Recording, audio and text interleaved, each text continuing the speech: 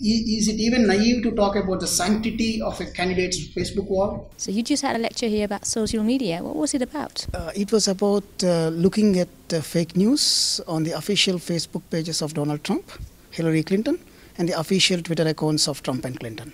Once you become a candidate, you get personal security. You get Secret Service protecting you. Your property gets protected. Right?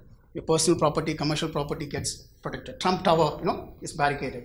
But what about social media, right? Official Facebook wall, official Twitter account.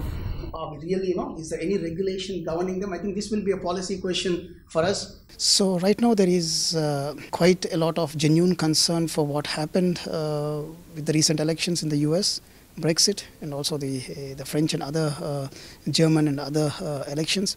So we are interested in documenting what kind of links have been shared, who shared them, and whether they are fake, real, satire, reliable or not. So we are interested in documenting what happened. What was the truth, right? Why? Because this has implications for public policy. This has, to be quite honest, not to do any scaremongering, I think this has implications for Western liberal democracies. Democracies depend on a fair amount of debate, a fair level of education.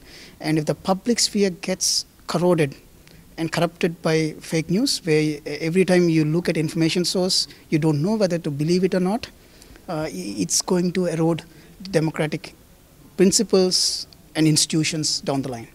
So we really want to understand what happened, right, in order to go forward. Right now there is very little understanding of what actually happened. With the US election? Yes, on these social media channels. But if you really see, when we look at the posts and at the Facebook, different kind of links, out of these millions of users, we are talking about 200 million users, right? How many would really think that this link, they need to investigate whether this comes from a real or fake news site? Like we normally believe on the text that we read. So if only 3% of the people that are looking at those links are changing their mind, that can change the whole result of an election. So for me, in that sense, it's pretty alarming, because if I look at my family, like my brothers won't look at that. If the link is saying something, they wouldn't want to look at that. Okay, is it fake? Is it satire? Is it coming from a source that's actually reliable? So that's a common citizen normally do. They really don't bother about validating the facts about the links. So this is what's scary for me. That is something that is very scary, in that sense. So if increasingly you are in a filter bubble where most of your information comes on the Facebook platform, and if that platform can be easily manipulated by foreign powers, nefarious interests, opponents, then we might have a problem. So that is what we are really trying to address in this research, right? The information diet, the things that you're putting inside your mind.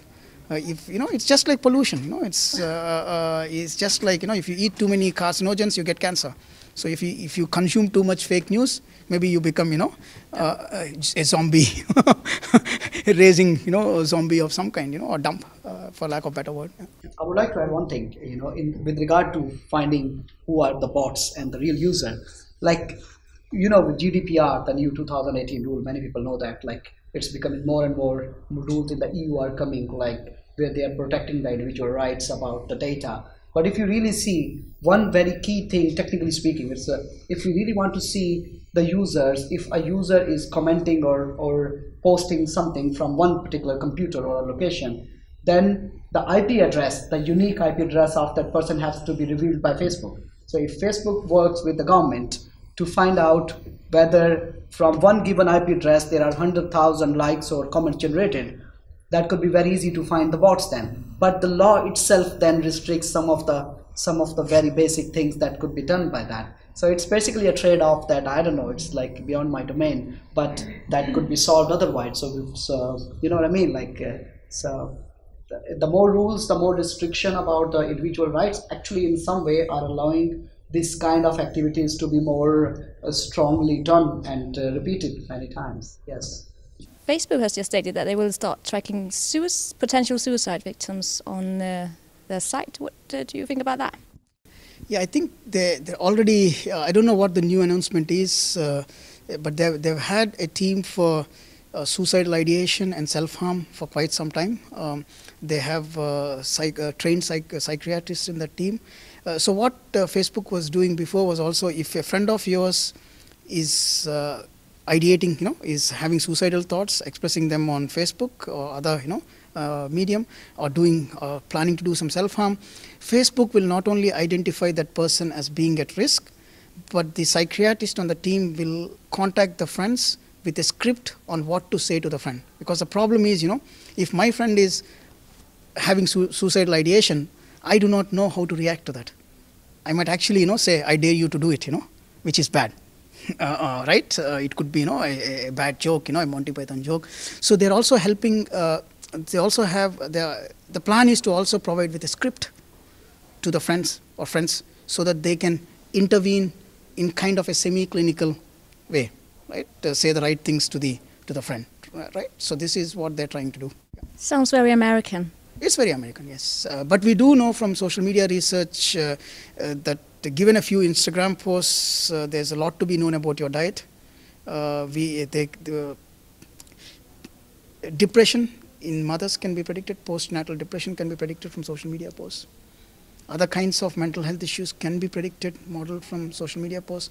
So this is, from a research point of view, there is solid research saying if you share about it, of course, it can be, it can be used to predict what you're having. You're what you eat, you're what you share about your eating, right? If you are doing that on Instagram, for example, right? So in some sense, this is social science 101. So there's nothing new here. I like the one, you are what you share. It's the new one. Yeah. Do you remember the Copenhagen Zoo brutally murdering Marius? Brutal murder, right? Chris with a paper, Chris in the back. The crisis was fantastic for the zoo. So the zoo received 24% of all unique likes during those 2 weeks. And then we have a creepy hypothesis coming to the privacy issue. How do you increase annual passes to the zoo?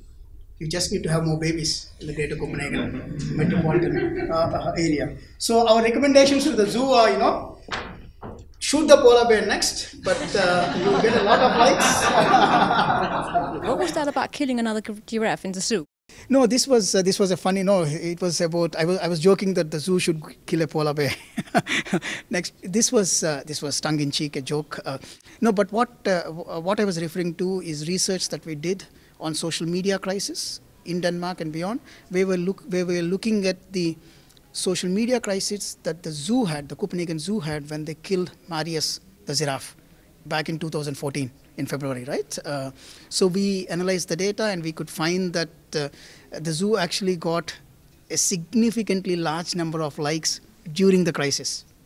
That was because there was not a hate button at that time. Probably, right? Because there was only like and you could comment.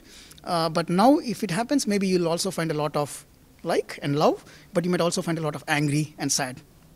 So we need to protect the animals now. So I don't know. Don't kill a polar bear.